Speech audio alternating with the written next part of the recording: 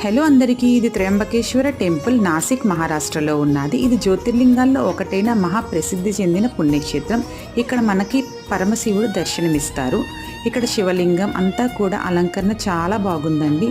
ఇక్కడ శివలింగాన్ని అలంకరణ చేసిన విధానం కూడా చాలా డిఫరెంట్గా అనిపించింది. చాలా ఎక్కువసేపు తీసుకుని చాలా బాగా అలంకరణ చేశారు.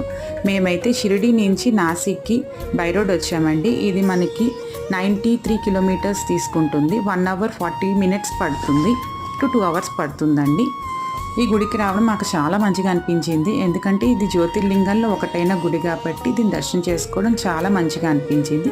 నాసిక్లో కూడా మనకి చాలా ఇతర గుడులు కూడా బాగానే ఉన్నాయండి. అన్నిటి కూడా విజిట్ చేయొచ్చు.